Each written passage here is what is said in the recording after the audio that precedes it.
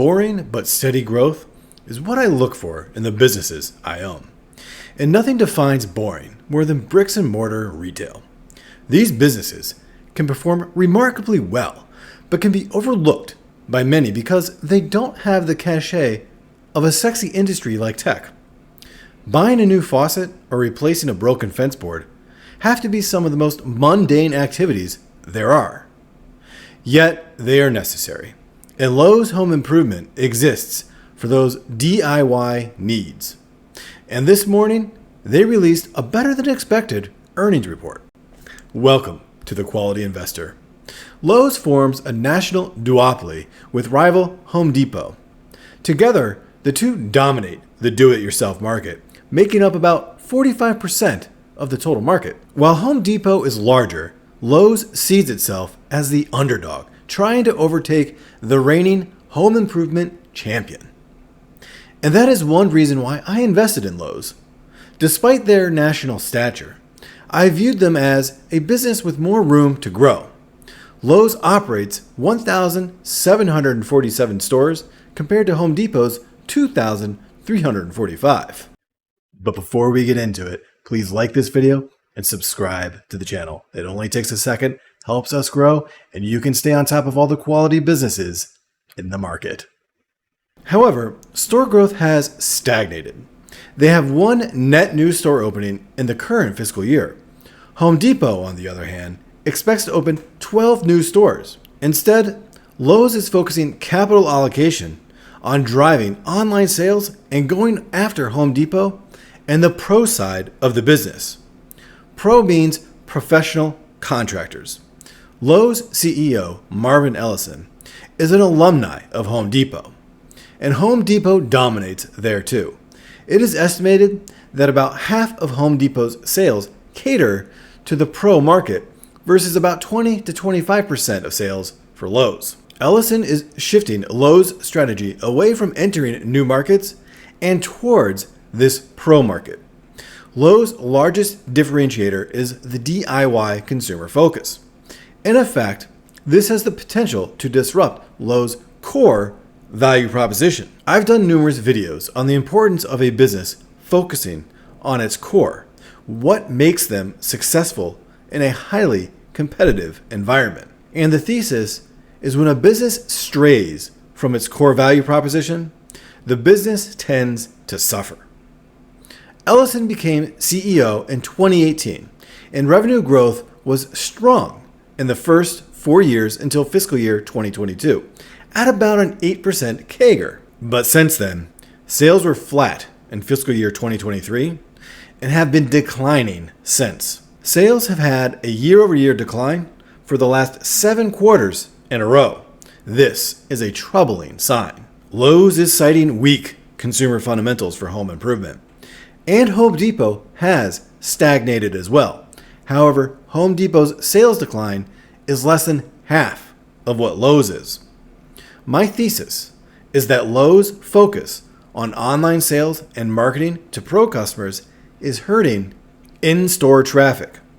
A major part of retail is simply getting the customer in the door and letting impulse take over. Costco is the gold standard for that. But with online sales, the customer only buys what they need.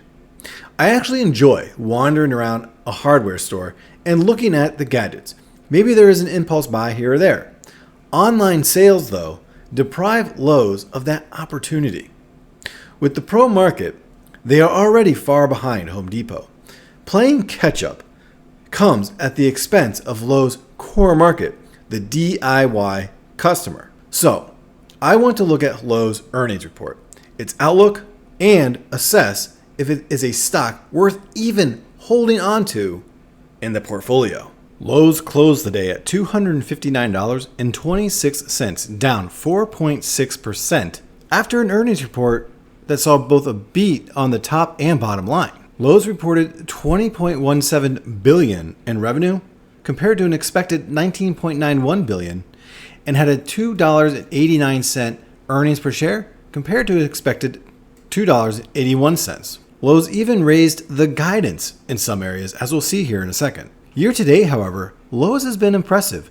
Before today's drop, they were actually tied with the S&P 500 with a 24% year-to-date gain. After today, of course, they're now down to an 18.57% gain. This run-up has actually been kind of surprising in 2024, particularly because we've seen declining sales quarter after quarter. Not only that, margins have been compressed as well, and there are no real signs of growth or new store openings to justify this run-up in the stock price. So, $20.17 billion in net sales. That's a 1.5% decline year over year. If we look at the sales in the 9 months ended, the $65.12 billion, that's actually down 4% year over year. And on a trailing 12 basis, sales are actually down 7.2% year over year. Declines in revenue are usually the first sign of trouble for a company. Operating margin is also on the decline. 12.57% for the 3 months ended compared to 13.17% a year ago. And on the 9 months ended, 13.26% operating margin compared to 14.56% year over year. So this quarter's operating margin at 12.57% actually dragged down what Lowe's was doing for the entirety of fiscal year 2025. And through the 9 months ended, they're down 130 basis points. Margins are getting squeezed here. And we're seeing the same thing in earnings per share. $2.99 compared to $3.06 last year. And they're down on the year as well. $10.22 compared to $11.40. Every aspect of the income statement is getting hurt right now. And looking at the press release, comparable sales for the quarter decreased 1.1%, driven by continued softness in DIY bigger ticket discretionary demand, but they're saying it was offset by the storm-related sales and positive comparables in the pro and online. What this is telling me, though, is their consumer DIY, their core target market, is declining faster than what their pro and online sales are doing to make up for it. Again, they're losing that in-store traffic. This is their overall strategy. The first bullet point, drive pro penetration. They're going right after Home Depot. They could win. They have to invest a lot of money. They have to really start attracting those pro contractor customers. But I think that's going to take years and years to pay off. And then the second bullet point, accelerate online business. I think this is going to take away from in-store traffic. They're going to lose out on those additional sales by getting customers into the store. But you know what's missing from this strategy? Opening new stores in new markets. They have expand installation services, drive localization, elevate assortment, but none of that is opening new stores in new markets. And that's demonstrated by this year, they've only opened 1 store. That is not the sign of a company looking to grow overall. Now, I did say this was actually a better than expected earnings report. And that's true. It actually was. I was expecting sales to come in way under that $19.19 billion. On top of that, they actually updated their full year 2024 outlook, total sales of 83 to 83.5 billion. Previously, 82.7 to 83.2 billion. So they're updating their total sales outlook. They're expecting comparable sales even to be down a little bit less than what they were expecting at 3 to 3.5% compared to 3.5 to 4%. However, margin itself is still getting squeezed a little bit. Margin at 12.3% to 12.4% compared to 12.4 to 12.5%. And then capital expenditures of approximately $2 billion. I've done a lot of research on Lowe's, and I can't find anywhere where they're expecting to really accelerate new store openings. That was a major part of my investment thesis when I originally bought them. On an operating cash basis, Lowe's is having a pretty decent year, $8.714 billion through the 9 months completed. Capital expenditures have come in at $1.379 billion. So through the first 9 months of the year, they have a free cash flow of $7.3 billion compared to last year of $5.6 billion. Perhaps that's the reason why the stock has climbed so far this year.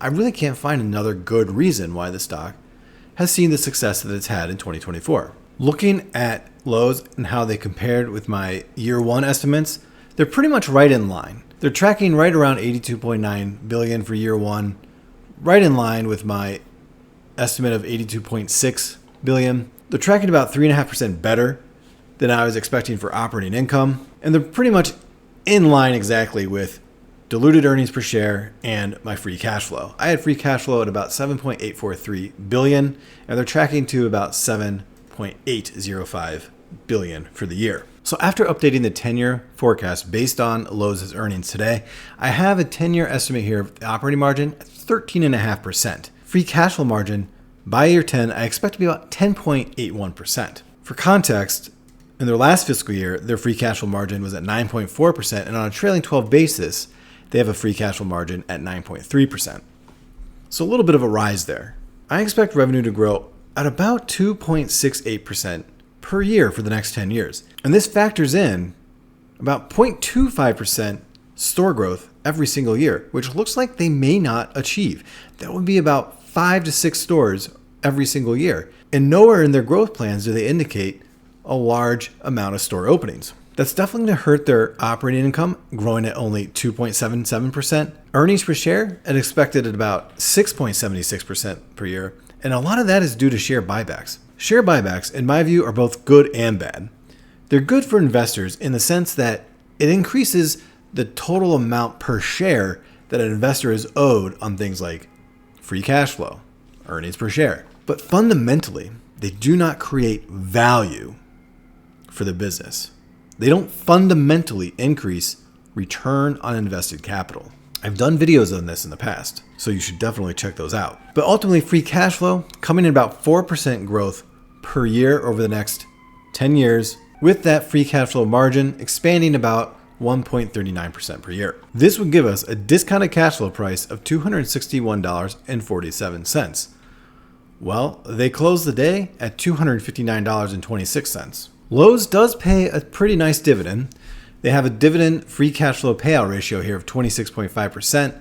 And in the last 10 years, they've grown that dividend by about 20% per year. However, their dividend growth has slowed a bit. Their most recent increase only grew that dividend by about 8.5%. And from fiscal year 23 to 24, they grew that dividend by 10%. So I'm expecting about 7% per year dividend increase hereafter for the next 5 years, and a dividend perpetual growth rate of about 6%. That would give us a dividend discount price of $228.09. Now, Lowe's is a dividend aristocrat, but with the slow, muted growth that we are expecting to see out of Lowe's over the next few years, the pace of their dividend increases will slow down as well. $259.26 at close today. A PE ratio of 21.6, right smack dab in the middle of their 5 and 10-year average. 5-year average at 19.8, 10-year at 23.1, and a forward PE of 21.9. Not a lot of expected growth here. Discounted cash flow on the bear case at $191.66, base $261.47, and a bull case of $344.16. My bull case assumes 3.75% revenue growth over the next 10 years and a free cash flow margin expanding to about 12.8%. Dividend discount on the bear case is $179.52, $228.09 on the base, and $309.16 on the bull case. My bull case dividend growth is about 8% compared to that 7% for base case dividend growth. And the exit multiple is at $323.13. My comps are Home Depot and Tractor Supply. Without any margin of safety, we have a buy price of $272.18. Basically what they were at right before today when they opened the market with a drop. At a 20% margin of safety, that's a buy price of $217.75 with a forward PE of 18.4. In full transparency, I've been thinking about selling my Lowe's holding now for a few weeks. I was waiting for this earnings report to see what the general direction of the company was, and it confirmed what I was thinking, which was they're not focusing on opening new stores. If they are, they're being very opaque about that. I had made a nice gain on my holding, so I decided today to sell out completely of my Lowe's position. Simply put, I don't think my investment thesis is true anymore with Lowe's. I don't see where their growth is going to come from, and I don't feel confident that I'm going to get the same level of return that I gotten when I originally bought into the investment. I think there are better opportunities out there. However, I am going to hold on to the cash for a little bit. In all honesty, it seems like a lot of great businesses out there are trading at very high prices right now in the stock market. Opportunities seem to be pretty scarce right now. So I may hold on to cash for a while. When a business starts to exhibit quarter after quarter of revenue decline, margins getting squeezed, when competitors are either growing or declining half the rate of what the business is doing, I think that raises some red flags. When I bought Lowe's initially, I thought they were undervalued. I had a cost basis of about $205 in the business, and I was choosing between them and Tractor Supply. It's never good to have regrets in this investment game, but I do wish in hindsight now I had chose Tractor Supply. I think they have a much better future than Lowe's does. So going forward, I think Lowe's is going to be a very slow growth company that'll be a good dividend type stock, but not a great dividend growth type stock. Thank you for watching today's video. And if you've made it this far, go ahead and subscribe to the channel. Thank you and happy investing.